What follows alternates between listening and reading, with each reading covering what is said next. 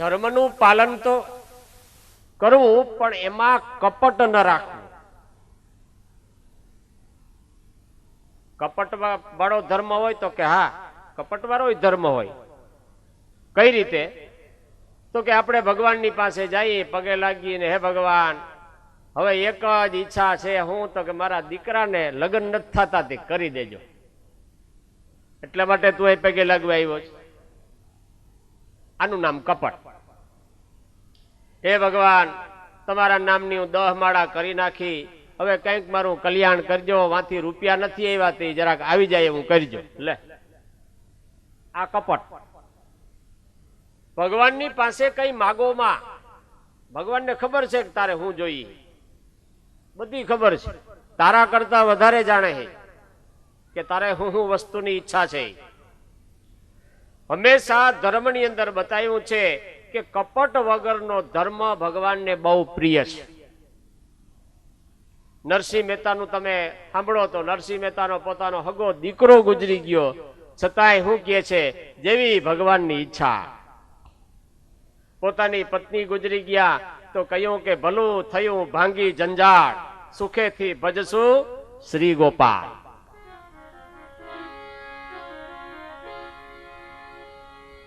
એને ભગવાન મળ્યો. ધર્મ પ્રોજિત કેત્રવોત્રી પરમો નિર્મત્સરાણામ શતા વેદ્યમ વાસ્તવમત્ર વસ્તુ શિવદામ તાપત્રયોન્મૂલનમ. ભાગવતનો મુખ્ય વિષય છે કે પ્રૌજિત કેતવ ધર્મ એટલે કેતવ એટલે કપટ. કપટ વગરનો ધર્મ છે એ ભગવાનને પ્રિય છે. કપટ ન રાખો. ધર્મ બધાના હરખા જ બતાવ્યા છો. કોઈ પણ તમે સંપ્રદાયમાં જાઓ તો 5 વસ્તુ ધર્મમાં બતાવી. 5 વસ્તુનો ધર્મ હોય. કઈ કઈ? તો કે સત્ય. પેલું સત્ય, સત્યનું પાલન કરવું એ ધર્મનું મુખ્ય વિષય છે. બીજું અસ્તેય, ચોરી કરવી નહીં. કોઈ દિવસ ચોરી કરવી નહીં, આ ધર્મમાં બતાવ્યું. પછી અહિંસા, કોઈ દિવસ કોઈની હિંસા કરવી નહીં, કોઈને મારવો નહીં. શૌચ, પવિત્રતા રાખવી. પોતાના ઘરમાં પણ પવિત્રતા રાખવી, પોતાનો દેહ પણ પવિત્ર રાખવો. જ્યાં ત્યાં જેવું તેવું ખાવું નહીં. અને ઇન્દ્રિય નિગ્રહ, બધી ઇન્દ્રિયો છે, 5 જ્ઞાનેન્દ્રિય, 5 કર્મેન્દ્રિય અને 11મું મન. આપણા બધાના દેહમાં છે આ 11 વસ્તુ. તો આ 11 વસ્તુને પોતાના કંટ્રોલમાં રાખવી, આનું નામ ધર્મ. હવે એ બધામાં આવે. એકો એકમાં તમે જો આપણા હિન્દુના ધર્મમાં કયો તો આ 5 વસ્તુ આવે, વૈષ્ણવ ધર્મમાં કયો તો આ 5 વસ્તુ આવે, લિંબકાચાર્યના ધર્મમાં જાઓ તો ન્યાય આ 5 વસ્તુ આવે, શંકરાચાર્યમાં ધર્મમાં જાઓ તો ન્યાય આ 5 વસ્તુ આવે. હરેક ધર્મમાં આ 5 વસ્તુ તો બતાવી જ છે. અરે મુસલમાનના ધર્મમાં પણ આ 5 વસ્તુ છે. ધર્મો બધાય હરખા જ છે, પણ માર્ગ બધાના નોખા નોખા છે. આચાર્ય હું કામ ઉત્પન્ન થયા ભાઈ? વલ્લભાચાર્ય તો કે વૈષ્ણવ ધર્મના આચાર્ય. એને કહ્યું પ્રમાણે તમે હાલો તો તમે કૃષ્ણ સુધી પહોંચી જાઓ. પણ એ પછી કેમ કરવું જોઈએ? કોઈ પણ સંપ્રદાય હોય એ સંપ્રદાયની અંદર આ 5 વસ્તુ મુખ્ય બતાવી. સત્ય, અહિંસા, અસ્તેય, શૌચ અને ઇન્દ્રિય નિગ્રહ. આ 5 વસ્તુ હોય એને ધર્મ કહેવાય. પણ એ ધર્મની અંદર કપટ ન હોવું જોઈએ. કપટ વગરનો ધર્મ ભગવાનને અતિ પ્રિય છે. કપટ વગરનો ધર્મનું જે પાલન કરે એને પરમાત્મા એને દર્શન આપે છે. નરસિંહ મહેતા એને પણ ભગવાનના દર્શન કઈ રીતે થયા? એને કોઈ દિવસ ભગવાનની પાસે માગ્યું નહીં હો. આપણો સુદામા બ્રાહ્મણ એને પણ ભગવાનની પાસે માગ્યું નહીં. હરિના જન તો મુક્તિ ન માગે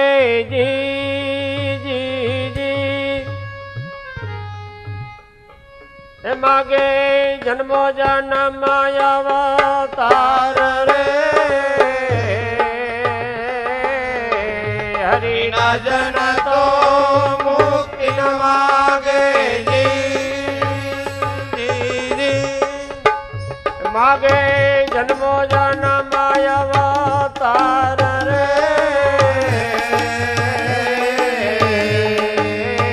નિત સેવા નિત કીર્તન ઉત્સવ નિત સેવા નિત કીર્તન ઉત્સવ નિર્ગવાનંદ કુમાર રે. ભૂતળ ભક્તિ પદાર્થ મોટો ભૂતળ ભક્તિ પદાર્થ મોટો બ્રહ્મલોકમાં નાહી રે.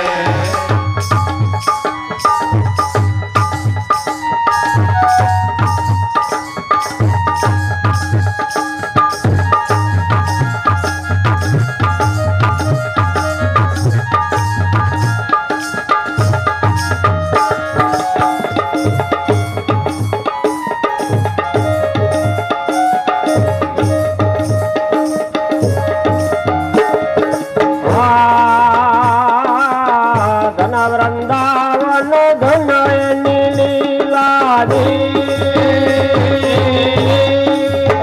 ધનય વ્રજના વાસી રે. વૃંદાવન ધનયની લીલાદી ધનય વ્રજના મોટો ભૂતળ ભક્તિ પદાર્થ મોટો. ભૂતલ ભક્તિ પદાર્થમાં કોઈ દી કઈ માંગ્યું નહીં ભગવાનની પાસે. ભગવાનની પાસે હું માંગ્યું? નિત્ય સેવા, નિત્ય ઉત્સવ, નિત્ય કીર્તન. ભાઈ મોકળમાં તો ભગવાનની દયા છે બહુ સારી. બધા કીર્તન ક્યારે આમ મજા આવી જાય. બધા વૈષ્ણવ ભક્ત ગોપાલ લાલ કી જય. બધા ધર્મ હરખા જ છે. કોઈ પણ ધર્મની અંદર એક તો કોઈની ઈર્ષા ન કરવી, કોઈની ઈર્ષા ન કરવી. પણ નથી આવતું. એક દ્રષ્ટાંત છે ચાંદ્રદેવ અને જ્ઞાનદેવ. ચાંદદેવ હતા એને ચાંદદેવ નામના જે ઋષિ હતા એ 1400 વર્ષ જીવા. માણસના હૃદયમાં થોડીક ઈર્ષા જાગૃત થઈ. એટલો જ્ઞાની માણસ છતાં પણ ઈર્ષા છે ને મૂકે નહીં. એના હૃદયમાં ઈર્ષા ઉત્પન્ન થઈ. એમાં એને નામ સાંભળ્યું જ્ઞાનદેવનું. હવે જ્ઞાનદેવ તો નાના એવા થયું કે મારાથી વૈધો છે, મારાથી નાનો ને ભલે આપણાથી નાનો હોય તો એને ગાંઠું કેવું જોઈએ કે ભાઈ ભાઈ બહુ સરસ. એમાં ઈર્ષા ના કરવી જોઈએ. ગાંઠનો એને આશીર્વાદ દેવો જોઈએ ઉલટાનો. એને ઈર્ષા થઈ કે હું 1400 વર્ષ સુધી જીવો, 14 વખત મેં મૃત્યુને પાછું ઠેલી દીધું અને જ્ઞાનદેવ મારાથી નાનકડો અને એની ખ્યાતિ મીંડી વધવા હાલ એને પત્ર લખું. એટલે ચાંદદેવે એને પત્ર લખ્યો કે જ્ઞાનદેવને. એ કાગળ હાથમાં લીધો, પેન હાથમાં લીધી, પણ વિચાર કર્યો કે આને સંબોધન હું આપું. પરમ પૂજ્ય તો લખાય નહીં, કારણ કે હું 1400 વર્ષનો, એ તો નાનો છે. જ્ઞાની પણ લખાય નહીં, દીકરો પણ ન લખાય, કારણ કે એ જ્ઞાની છે. એનાથી એને મારે દીકરો કેમ કેવો? વિચાર કરી કરીને કોરે કોરો કાગળ મોકલી દીધો. કઈ લખ્યું જ નહીં. કોરે કોરો કાગળ જયારે આવ્યો અને આ સમયે જ્ઞાનદેવ જ્યાં બેઠા હતા, કાગર આવ્યો, ખાટલા પર બેઠા હતા બધા મા દીકરો, અને કાગર આવ્યો, મુક્તાબાઈ હતા એને ખોલ્યો. મુક્તાબાઈ જ્યાં ખોલ્યો તો આ કોરે કોરો કાગર જોયો એટલે મુક્તાબાઈએ કહ્યું, આ એ જ્ઞાનદેવની માં, એને કહ્યું કે કાગરનો કઈ જવાબ દીધો નહીં. કોરો કાગળ મૂક્યો પણ કાગળનો જવાબ જ્ઞાનદેવે આપ્યો નહીં. એટલે એને વિચાર થયો કે હાલ હવે એને મળવા જાઉં, આ કેવો જ્ઞાની છે, કેવો તપસ્વી છે, જાઉં તા ખરા. એટલે ચાંગદેવ હતા એને ડોકમાં નાખ્યા, વીછી કુછી હાથમાં રાખ્યા, અને સિંહ ઉપર બેસી અને એમ કેમ થવું જોઈએ કે મેં હિંસક પશુ છે એને પણ મેં વશ કર્યા, મારામાં એટલી તાકાત છે. એટલે ચાંગદેવ જ્ઞાનદેવને મળવા જાય, અને જ્યાં સામે જ્ઞાનદેવ બેઠા હતા ઓટલા ઉપર, વડલાનું ઝાડ છે, ઓટલો છે, ઓટલા ઉપર બેઠા હતા, ભગવાનનું ધ્યાન કરે. એમાં આ બાજુ સામેથી ચાંગદેવ આવે છે, સિંહ ઉપર અસવાર, હાથમાં કારત્રા, નાગના નેત્રા. જ્ઞાનદેવને એમ થયું કે ગમે એમ તો ઋષિ છે, મારે એને મળવા જવું જોઈએ. એટલે કહ્યું કે ઓટલા હાલ. જ્ઞાનદેવ ચાંગદેવ આવે છે. એટલે નિર્જીવ ઓટલો હતો એ હાલવા માંડ્યો, ને જ્યારે ચાંગદેવે જોયું કે ઓહો, મેં તો આ બધા હિંસક પશુ પક્ષીને મેં વશ કર્યા, પણ આની તો નિર્જીવ વસ્તુ છે જે હાલી ન શકે, એને પણ આને હલાવ્યા તો મારા કરતા મોટો અભિમાન ઉતરી ગયું. એના ચરણમાં વંદન કર્યા કે તમે મારા ગુરુ થાવ. અરે પ્રભુ, તમે 1400 વર્ષના અને હું તો એક નાનકડો બાળ, હું કેમ તમારો ગુરુ થાવ? ભક્તમાળ ની અંદર આ કથા છે. તો અહીંયા ભાગવત ની અંદર બતાવ્યું છે કે કોઈની પણ ઈર્ષા ન કરવી. ઈર્ષા કરવાથી આ લોક તો બગડે, આ જન્મ તો આપણો બગડે, પણ આવતો જન્મ પણ બગડે છે. કોઈ દિવસ કોઈની ઈર્ષા ન કરવી. કોઈ પણ માણસને ઘરે મોટો બંગલો હોય ને ગાડી હોય ને તારે એટલા માણસો કામ કરતા હોય ને આપણે ઝૂંપડામાં બેઠને પ્રિય નથી. કપટ વગરનો ધર્મ છે એ ભગવાનને પ્રિય છે. કોઈ દિવસ કોઈની ઈર્ષા કરવી નહીં. અથવા તો બ્રહ્મ જિજ્ઞાસા.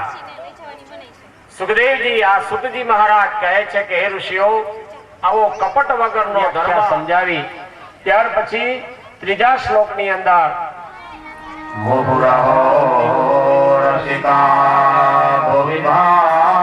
નિગમ કલ્પતરોર ગલિતમ ફલમ. નિગમ એટલે જ્યાં વેદો પણ પહોંચી શકતા વૈકુંઠ ધામ છે. વૈકુંઠ ધામ ની અંદર એક આંબો છે, આંબામાં એક ખેડૂત થયો. નારદજીને બતાવ્યો એટલે નારદજી વિચાર કર્યો કે આમાં રસ બહુ સારો છે, તો આઈને જરાક વ્યાસ મુનિ પાસે જાઓ. એટલે વ્યાસ મુનિને કહે એમાં 18,000 શ્લોક બનાવ્યા, અને એક ફળ હતું, એ ફળ ઉત્તમ પ્રવચનયુતમ. હે રસિકજનો, આ પિબત ભાગવતમ રસમાલયમ. અરે રસનો ભંડાર છે આ ભાગવત. વ્યવહારની વાત કરી લે. રસનો ભંડાર છે. ભાગવત સાંભળીને નાખી દેવાનું. કાયમ માટે એને હૃદયમાં મારા કાનના કોડિયા દ્વારા એમાં કાયમ માટે રસનું પાન કરવું. આ પ્રમાણે બતાવ્યું. ત્યાર પછી સૂત મુનિ કથાના પ્રારંભની અંદર કહે છે કે ઋષિઓ સાંભળો.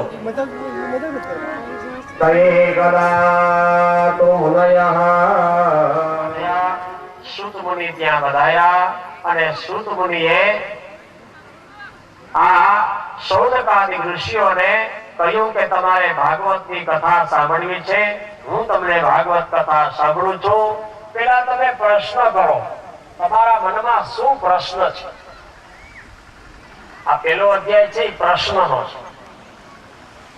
પેલા અધ્યાયની અંદર સૂતજીને શૌનકાદિક ઋષિઓએ 6 પ્રશ્ન કર્યા છે. પેલો પ્રશ્ન કર્યો કે માનવ માત્રનું કલ્યાણ કેમ થાય? આ પેલો પ્રશ્ન આપણા માટે આવી ગયો. આમાં માનવનું કલ્યાણ કેમ થાય એ અમને બતાવો. કલ્યાણનું સરળ સાધન શું? આપણું કલ્યાણ ઈચ્છા હોય આપણે અમને સમજાવો. અને ભગવાનના અવતાર કેટલા એ અમને સમજાવો. અને ભગવાન સ્વધામ ગયા પછી ધર્મ કોને શરણે ગયો એ અમને બતાવો. આ 6 પ્રશ્ન કર્યા. હંમેશા કોઈ પણ વસ્તુ હોય આપણે સમજાય નહીં તો પ્રશ્ન કરી શકાય. એટલે ઋષિઓએ ભાગવત સાંભળવા માટે થઈ અને સૌનકાદ ઋષિઓને આ 6 પ્રશ્ન કર્યા અને 6 પ્રશ્નના જવાબની અંદર આખું ભાગવત આવી ગયું. આખું ભાગવત આમાં આવી જાય છે. એમને એમ કેવું ન પડ્યું કે અમને કૃષ્ણ ચરિત્ર સંભળાવો. એની પેલો જ પ્રશ્ન કર્યો કે માનવ માત્રનું કલ્યાણ કેમ થાય. ત્યારે સૂત મુનિએ બહુ આનંદ થયો. સૂત મુનિ કહેવા લાગ્યા કે હે ઋષિઓ સાંભળો, હું તમને સંભળાવું છું આ ભાગવતની કથા. કલિકાળની અંદર માણસ છે એ અનેક પ્રકારના ખરાબ કર્મ કરશે. નારદજીએ જે કથા કાલે આપણે સાંભળી હતી એ જ કથા સૂતજી મહારાજ કહે છે. ઋષિઓને કલિકાળની અંદર માનવી યંત્રને આધીન થઈ ગયો છે. શાસ્ત્રમાં બતાવ્યું કે સતમ વિહાય ભોક્તવ્યમ, હો કામ મૂકીને ખાઈ લેવું. પણ એનાથી આગળ બતાવ્યું શું કે સહસ્ત્રમ સ્નાનમાચરેત, 1000 કામ મૂકીને પેલા સ્નાન કરી લેવું. હો કામ મૂકીને ખાઈ લેવું, 1000 કામ મૂકીને નાઈ લેવું, પછી 1,00,000 કામ મૂકી અને દાન દઈ દેવું. 1,00,000 કામ મૂકી દેવા. કોઈ આંગણે આવ્યો હોય કે મહારાજ આ જોઈ તો કે હાલે ઉપાડ, દાન દઈ દેવું 1,00,000 કામ મૂકીને. પણ એનાથી આગળ એક વધારે બતાવ્યું છે કે કોટી ત્યક્તવામ હરિમ સ્મરે, 1 કરોડ કામ મૂકીને ભગવાનનું નામ લઈ લેવું. બસ આપણે આ 3 વસ્તુ ભૂલી ગયા. એક જ કામ યાદ રાખ્યું, હો કામ મૂકીને ખાઈ લેવું. નકર શાસ્ત્રમાં બતાવ્યું કોટી ત્યક્તવામ હરિમ સ્મરે, 1 કરોડ કામ મૂકી અને ભગવાનનું નામ લઈ લેવું. આ 3 બીજા ગૌણ છે હાવ, પણ આપણે પેલું છે એ આગળ લઈ લીધું અને આને વાહે જવા દીધા. તો હે ઋષિઓ, આવા માણસો થશે કલિકાળની અંદર. કોઈ ધર્મનું પાલન કરશે નહીં, પાખંડ ધર્મ, જ્યાં સત્ય પણ કોઈ બોલશે નહીં. આવા માણસો ત્યારે થશે, વેદ શાસ્ત્રની વાતો કોઈ જાણશે નહીં. અને આવા જ્યારે માણસો થશે ને ત્યારે અંતે કલિકાળનો નાશ થશે. હે ઋષિઓ, જો ઈ કલિકાળની અંદરથી તમારે ઉગરવું હોય તો ભગવાન શ્રી કૃષ્ણનો આશ્રય લેવો, ભગવાનના ચરણમાં જાવું. કારણ કે ભગવાનનું નામ લેવાથી માણસને તૃપ્તિ થતી નથી. આ વૈષ્ણવો છે અહીંયા મોકરના, એ આખો દિવસ ઈશ્વરનું નામ લેતા હોય. સવારમાં ક્યાંક કથા હોય એટલે સવારમાં કીર્તન, બપોરના કીર્તન. અહીંયા જો બપોરના કીર્તન થવાના, સાંજે કીર્તન. બસ ભગવાનનું નામ લીધા રાખો. કૃષ્ણ કથા સાંભળવી છે અને ભગવાનના નામમાંથી કોઈને તૃપ્તિ થતી જ નથી. અહર્નિશ ભગવાનનું નામ લીધા રાખો. હે ઋષિઓ, એવી કૃષ્ણ કથા તમને કાયમ માટે ઓડકાર આવી જશે. એવી કથા હે ઋષિઓ હું તમને સંભળાવું છું. આજે સૂત નામના મુનિએ આ ઋષિઓને કૃષ્ણ કથા સંભળાવવાની તૈયારી કરી. ત્યારે એને વિચાર કર્યો કે હાલ મંગલાચરણ કરી લઉં. એટલે ભગવાનનું સ્મરણ કર્યું, ભગવાનને યાદ કર્યા કે નારાયણમ નમસ્કૃત્ય નરમ ચૈવ નરોત્તમં દેવીં સરસ્વતીં વ્યાસ તતો જયમુદીરયે.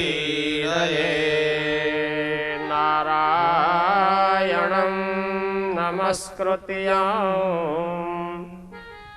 નરં ચૈવ નરોત્તમં દેવીં સરસ્વતીં વ્યાસ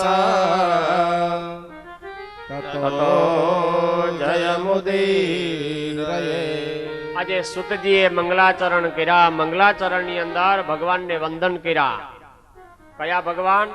નારાયણ ભગવાનના ચરણમાં વંદન કર્યા. કોઈ પણ કાર્યનો પ્રારંભ કરીએ એ પહેલા ભગવાનના ચરણમાં વંદન કરી અને પ્રારંભ કરીએ ને તો કોઈ દિવસ વિઘ્ન ના આવે. નારાયણ ભગવાનના ચરણમાં સુતજીએ વંદન કર્યા. નારાયણમ નમસ્કૃત્યમ નરં ચૈવ નરોત્તમાહ. નરની અંદર જે ઉત્તમ છે એવા નર નારાયણ ભગવાનના ચરણમાં વંદન કર્યા. ત્યાર પછી માતા સરસ્વતી એને વંદન કર્યા. સરસ્વતીના ચરણમાં વંદન કરવાથી ભગવાન હારી બુદ્ધિ આપે છે. છોકરું ભણવા જતું હોય ત્યારે એને સરસ્વતીનો ફોટો એને વંદન કરાવીને મોકલો એટલે સારી બુદ્ધિ આવે. સરસ્વતીના ચરણમાં વંદન કર્યા. કારણ કે સરસ્વતી છે એ જ્ઞાન આપે છે. આપણે 3 શક્તિઓ આપણા ભારતની અંદર પૂજાય છે એટલે તો નોરતા આવે ને. આપણે નોરતા જો અત્યારે ચાલુ જ છે. આજે 9મું નોરતું છે. મહાકાલી, મહાલક્ષ્મી અને મહાસરસ્વતી આ 3 દેવીઓ. એમાં 3 નોરતા પેલા છે એ મહાકાળી ના આવે. ત્યાર પછી 3 નોરતા છે એ મહાલક્ષ્મી ના આવે અને છેલ્લા 3 નોરતા છે એ મહાકાળી ના છે. મહાકાલી, મહાલક્ષ્મી, મહાસરસ્વતી આ 3 દેવીઓની આપણે જરૂર પડે છે.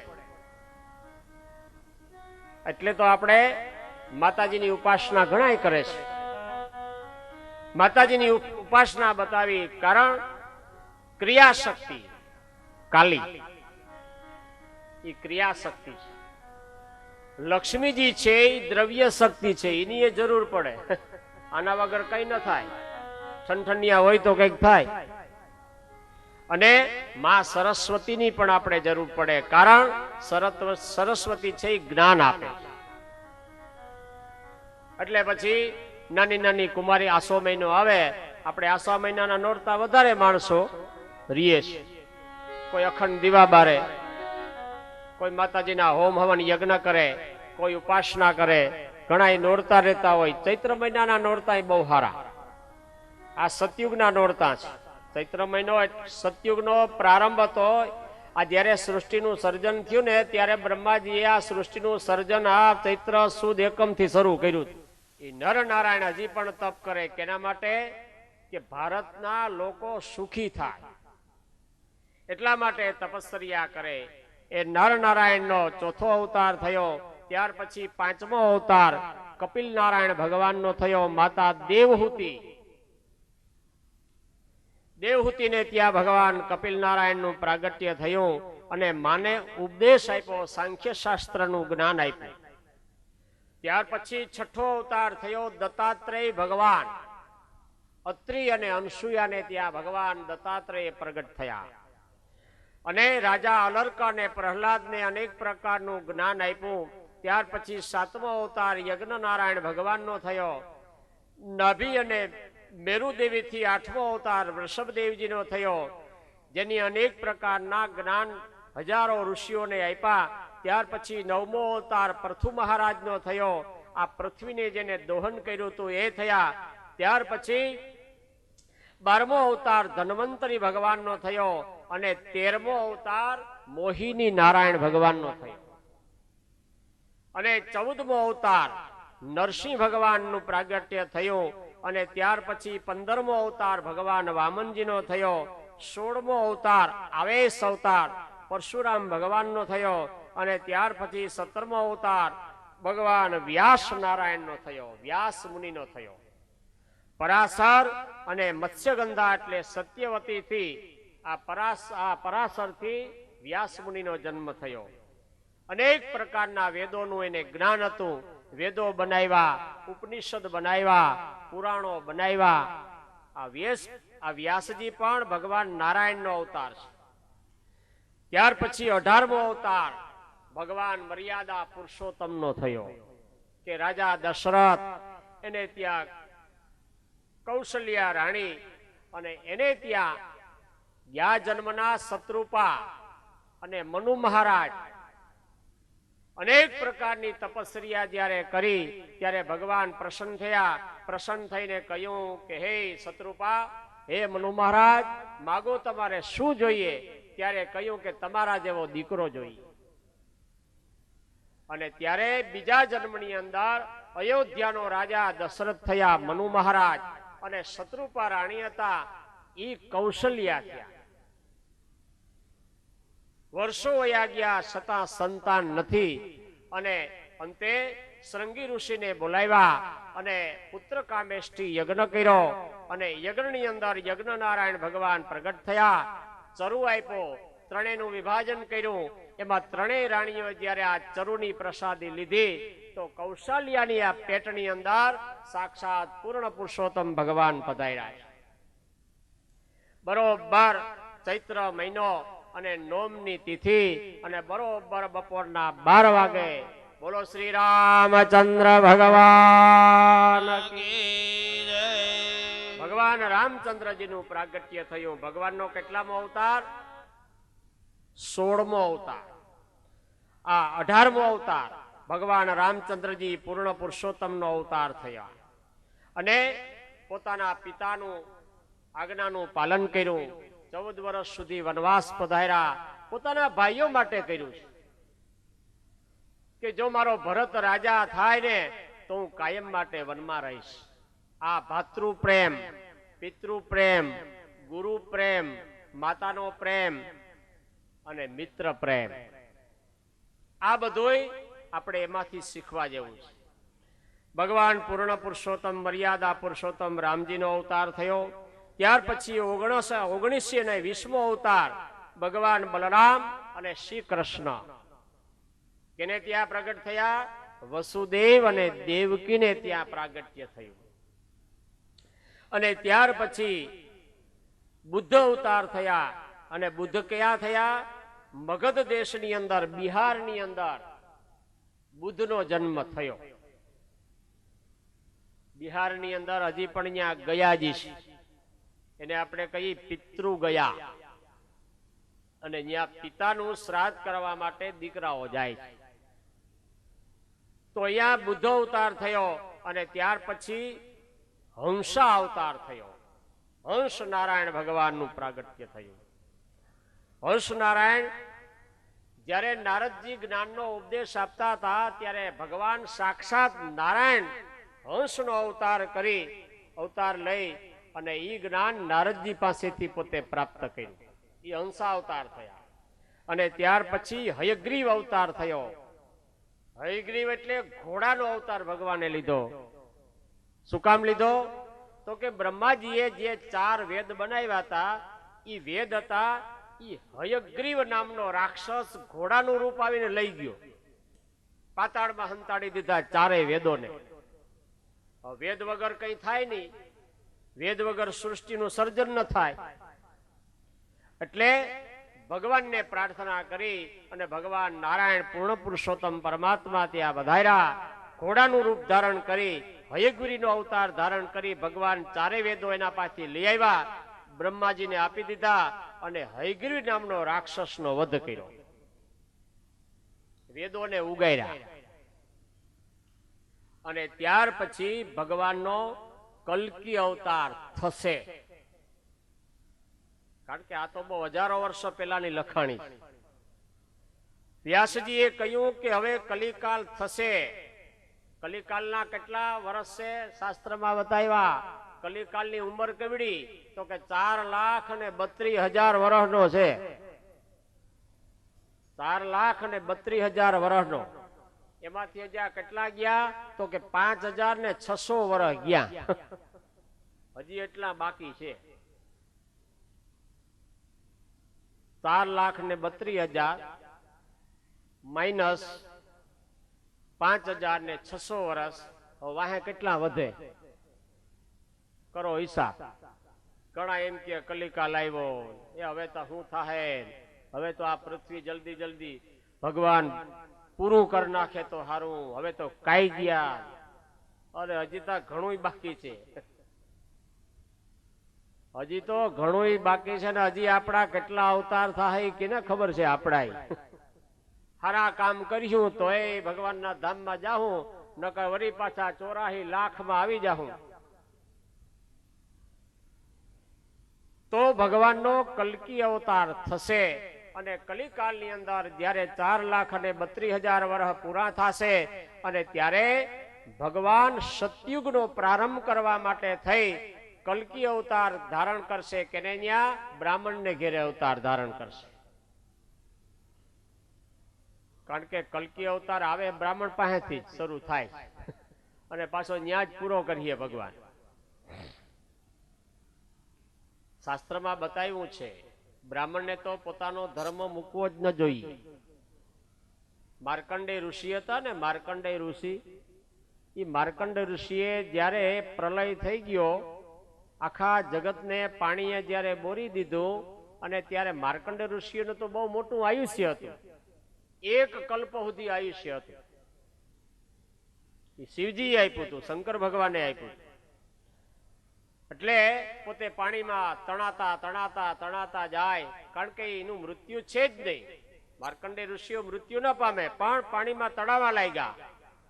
ત્યારે પ્રલય કાળની અંદર માર્કંડેય ઋષિએ ભગવાનને હાથ જોડ્યા, પ્રાર્થના કરીને, અને ત્યારે દરિયાની અંદર, પાણીની અંદર એક મોટું વડલાનું પાંદ આવ્યું, એની અંદર ભગવાન શ્રી કૃષ્ણનું બાળ સ્વરૂપ બિરાજે છે. એટલે તો કહ્યું ને, મહાપ્રભુજીએ લખ્યું કે કરારવિંદે ન પદારવિંદં મુખારવિંદે વિનિવેશયંતમ વટાસ્ય પત્રાસ્ય પુટે શયાનમ બાલમ મુકુંદમ મનસા સ્મરામે. બાલ મુકુંદ ભગવાનના દર્શન થયા. ક્યાં? જલમાં.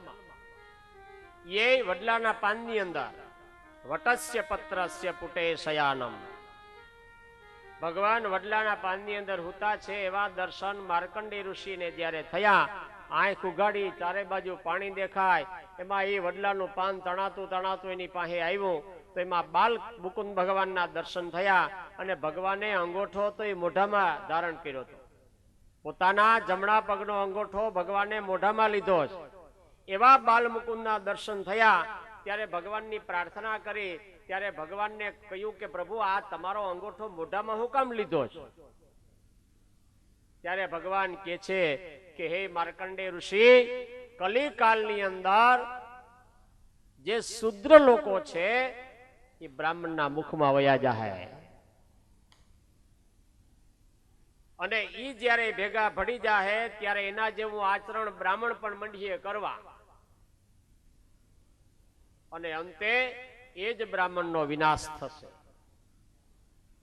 એટલે શાસ્ત્રમાં બતાવ્યું ને કે બ્રાહ્મણ કેમાંથી ઉત્પન્ન થયા? મોઢામાંથી. બ્રાહ્મણોસ્ય મુખમાસીત. બ્રાહ્મણો છે એ બધાય ભગવાનના મુખમાંથી ઉત્પન્ન થયા. ક્ષત્રિયો છે એ ભગવાનની ભુજામાંથી ઉત્પન્ન થયા. અને ત્યાર પછી વૈશ્ય છે એ બધા ભગવાનની સાથળમાંથી ઉત્પન્ન થયા. અને શુદ્ર લોકો છે એ ભગવાનના ચરણમાંથી ઉત્પન્ન થયા. એટલે ચરણ લઈને મોઢામાં નાખી અને કહ્યું કે કલિકાલની અંદર શુદ્ર લોકો પણ બ્રાહ્મણના મુખમાં જશે. બ્રાહ્મણ જેવું વર્તન મંડીએ કરવા ઈએ. એટલે બાલમ મુકુંદમ મનસા સ્મરામી. તો છેલ્લો અવતાર કલ્કી અવતાર થશે, અને કલ્કી અવતાર થશે ત્યારે બ્રાહ્મણના ઘરે અવતાર ધારણ કરી અને ભગવાન ત્યાં મોટા થશે. અને મોટા થયા પછી કાળા ઘોડા ઉપર બેસી, હાથમાં ભાલું લઈ, અને આ ભગવાન જ્યારે બહાર નીકળશે અને જે કલિકાલની અંદર લોકો હતા જે અધર્મમાં ગયા હશે એને બધાયનો સંહાર કરશે. જે સત્યનું પાલન કરશે એ પાછા સતયુગ જોહે. સતયુગનું પાલન સતયુગની અંદર જે પાલન થતું હતું એ બધો સતયુગ પ્રારંભ પાછો થશે અને પછી સત્ય, દ્વાપર, ત્રેતા અને કલી આમ રેટીઓ ચાલુ જ છે. તો આવા ભગવાનનો અત્યારે 28મો કલિકાલ હાલે હજુ. કેટલામો? 28મો. બ્રાહ્મણો જયારે સંકલ્પ કરાવે ને ત્યારે બોલે અષ્ટાવિંશિત તમે કલિયુગે કલિ પ્રથમ ચરણે 5600 વર્ષ ગયા કલિકાલની અંદર. ભગવાને હજી કલ્કી અવતાર હજી શરૂ થયો છે અને કલિયુગે કલિ પ્રથમ ચરણે હજી તો ભગવાને પગ મૂક્યો છે. તો હજી તો હવે હું થાહે કેને ખબર છે. અતાણે તો હજી સારું છે કે માવતરની સેવા માણસો કરે છે. ભાઈ ભાઈમાં પ્રેમ ઘણે ઠેકાણે આપણે જોયા. બેનું બેનુમાં પ્રેમ છે, ભાઈ ભાઈમાં પ્રેમ છે. પણ કલિકાલ જ્યારે હજી તા બહુ આગળ વધીએ ત્યારે આ કઈ રહેવાનું નથી. તો હે ઋષિઓ, આ કલિકાલની અંદરથી ઉગારવા માટે થઈ અને ભાગવત કથાનું કાયમ માટે તમે પાન કરો. સુતજી મહારાજ કે છે એવી ભાગવત કથા હે ઋષિઓ હું તમને સંભળાવું છું. દ્વાપરે સુમનન પ્રાપ્તે તૃતીયે યુગ પર્યયે જાતઃ પરાસરા યોગી વાસવ્યામ કલયા હરે ઇતિહાસ પુરાણંચ પંચમો વેદ ઉચ્યતે. સુતજી મહારાજ કેવા લાગ્યા કે હે ઋષિઓ સાંભળો. દ્વાપર યુગની જ્યારે સમાપ્તિ થઈ, કલિયુગ કાળનો જ્યારે પ્રારંભ થયો અને ત્યારે સરસ્વતી નદીના કિનારે વ્યાસજીનો આશ્રમ છે. સરસ્વતી નદી, આ સરસ્વતી નદીના કિનારે જ્યારે વ્યાસજી પોતાના આશ્રમની અંદર બિરાજમાન હતા અને ત્યારે એને વિચાર આવ્યો કે ભગવાને મને હું કામ મોકલ્યો છે. મારે બધાએ પુરાણો વેદોની રચના કરવી છે. આપણે એ જ સમજવું જોઈએ કે ભગવાને આપણને હું કામ મોકલા છે, શા માટે મોકલા છે. અહીંયા વ્યાસજીને એમ થયું કે ભગવાને મને શા માટે મોકલો છે, હાલ હું આ બધા વેદોનો વિસ્તાર કરું. એટલે ઋગ્વેદ, યજુર્વેદ, સામવેદ, અથર્વવેદ આ બધા વેદોની રચના કરી. વેદ અને ઉપનિષદ લખ્યા. એમાં એકદમ ઠાહો ઠાહ ભરીને એકદમ જ્ઞાન ભર્યું. ત્યાર પછી અનેક પ્રકારના જે વેદો હતા એ બધા પોતાના જે શિષ્યો હતા એને ભણાવ્યા. ઋગ્વેદ હતો એ પહેલ ઋષિને, યેલ ઋષિને આપ્યો. સામવેદ હતો એ કવિ જેમિની ઋષિને ભણાવ્યો. ત્યારે પછી દારુણ હતા એને સુમિતિ એને અથર્વવેદ ભણાવ્યા. અને યજુર્વેદ હતો એ વૈશંપાય નામના મુનિ હતા એને ભણાવ્યા. આ બધાને વેદોનું જ્ઞાન એમ કે છે ભગવાન પધારતા હોય થોડું ભૂખું ઘટાય, ખાઈ લેવાય. ઘણા સંતો એમ કે આજ તો ભગવાનનો જન્મ છે એટલે ભગવાન આવ્યા પછી જમવામાં વાંધો નથી, એનું પુણ્ય મળે, પણ એક ટાણું કરી લેવાય, એમાં કોઈ બાદ નથી. તો હવે અહીંયા કથાને આપણે બરોબર 12:05 થઈ અને બપોરના કીર્તન છે. બધાને કહી દઈ કે બપોરના એ કીર્તન છે. પાછી 3, 3:30 ની વચ્ચે કથાનો પ્રારંભ થઈ જાય અને સાંજના બસ 6 વાગ્યા સુધી આપણે 6, 6:30 બસ, વધારે નહીં. આજ તો બધું ટાઈમસર ગોઠવાઈ ગયું છે. તો 2 મિનિટ સુધી પરમાત્માનું નામ કીર્તન કરી ભગવાનને દૂધ ધરાઈ ગયું, દૂધ જમાડી અને પછી આપણે પણ બધાએ ફરાર લેવા જઈએ. માધવ હરે હરે બોલ, કેશવ માધવ હરે હરે બોલ. મુકુંદ માધવ હરિ હરિ બોલ, કેશવ માધવ હરિ હરિ બોલ. હરે હરે બોલ, હરે હરે બોલ, બોલ હરિ હરિ બોલ. મુકુંદ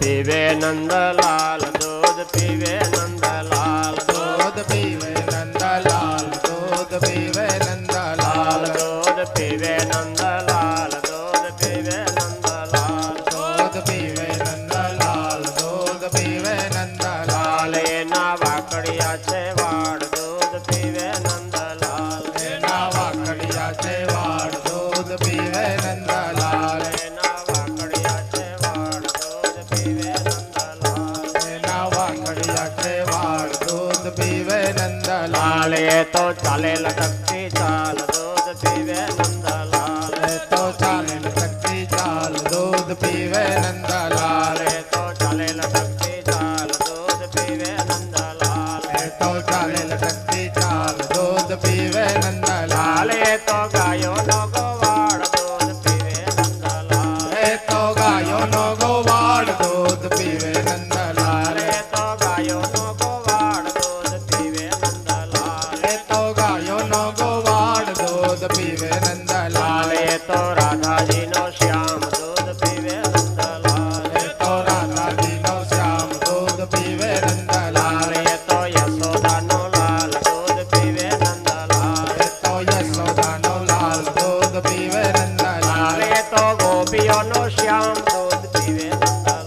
એ તો ગોપીઓ નો શ્યામ दूध पीवे नंदलाल લાલ એ તો ભક્તો નો શ્યામ દૂધ પીવે નંદલાલ એ તો ભક્તો નો શ્યામ दूध पीवे नंदलाल લાલ એ તો દ્વારકા નો નાથ દૂધ પીવે નંદલાલ दूध पीवे नंदलाल દૂધ પીવે નંદલાલ દૂધ પીવે નંદલાલ दूध पीवे नंदलाल